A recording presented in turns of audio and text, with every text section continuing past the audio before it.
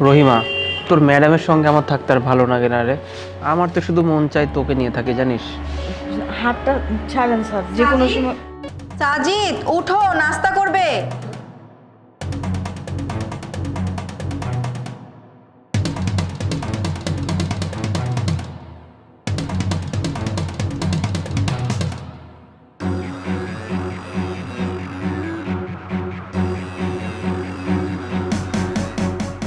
কি হলো, উঠো, বললাম না নাস্তা করবে।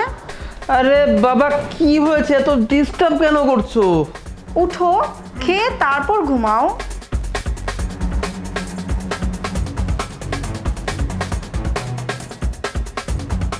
ওয়াও, তুমি আমার জন্য স্যুপ বানিয়ে এনেছো? হ্যাঁ, নিজের হাতে বানিয়েছি, খেয়ে বলো কেমন হয়েছে। ঠিক আছে বাবা, আমি এক্ষুনি খেয়ে রিভিউ দিচ্ছি যে কেমন হয়েছে।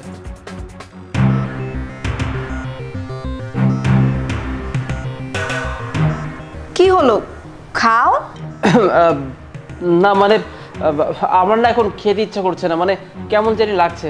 আমি এত কষ্ট করে তোমার জন্য বানাইছি, খাও না।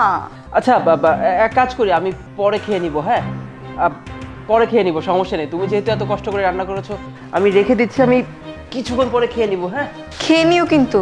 ঠিক আছে, তুমি গিয়ে কাজ করো, যাও।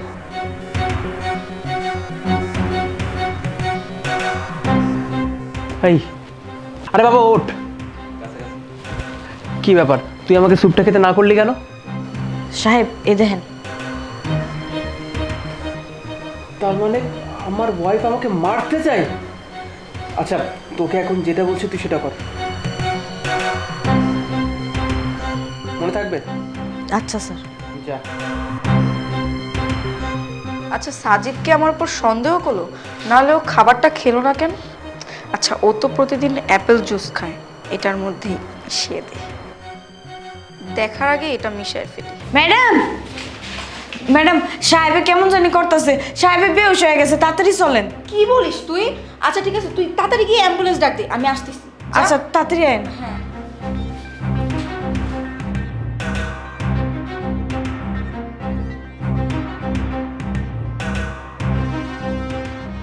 ভালোই হলো, আপদ বিদায় হয়েছে।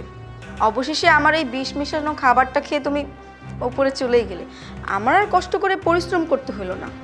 আর এমনিতেও তোমার ওই কাজের মেয়ের অবৈধ সব সম্পর্ক আমি জেনে গেছি। এখন তো তুমি মারাই গেলে, যাই হোক, আমার আর কষ্ট করে পরিশ্রম করা লাগলো না। এখন তোমার এই সব সম্পত্তি আমার হবে। আর তুমি যদি এখন বেঁচে থাকতা, ওই কাজের মেয়েটাকে যদি বিয়ে করে ফেলতা, তখন আমার কি হইতো? আমার তো পথে বসে থাকতে হইতো। এখন তোমার এই সব প্রপার্টি আমার। কি যেন বলছিলে তুমি? আপদ বিদায় হয়েছে না? তোমার আপদ তো সবেমাত্র শুরু, এখনো তো অনেক কিছু দেখার বাকি আছে, তাই না? আচ্ছা একটা কথা বলো তো, তুমি আমার ওয়াইফ হওয়া সত্ত্বেও আমার খাবারে বিষ মিশিয়ে আমাকে মেরে ফেলতে চেয়েছিলে। আচ্ছা, আমি যতদূর জানি আমি তো কখনো তোমাকে কোনো কিছুর কমতি রাখিনি, তাই না? যখন যা চেতে আমার কাছে তখন আমি তাই দিতাম। তাহলে তুমি আমার ওয়াইফ হয়ে এমন একটা কাজ কি করে করতে পারলে বলো তো? নাকি তুমি আমার পিঠ পিছে এটাই চাও যে আমি মারা যাওয়ার পরে তুমি আমার সমস্ত সম্পত্তি নিয়ে চলে যাবে? হ্যাঁ, এজন্য তুমি আমাকে মেরে ফেলতে চাইছিলে, তাই তো? তুমি এতটা খারাপ আমি চিন্তা করতে পারছি না। ও আমাকে খারাপ বলছো?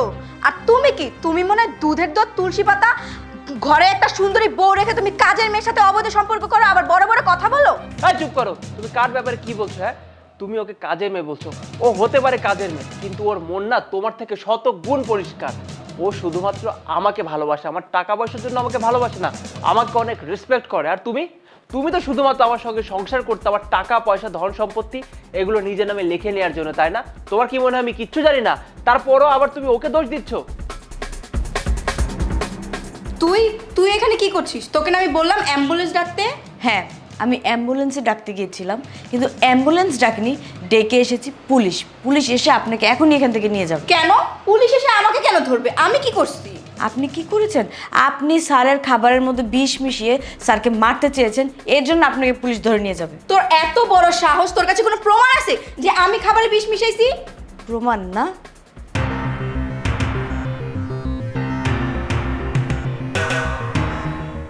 তোমার কি মনে হয় বলো তো, তোমার ওই খাবার আমি খেয়েছিলাম?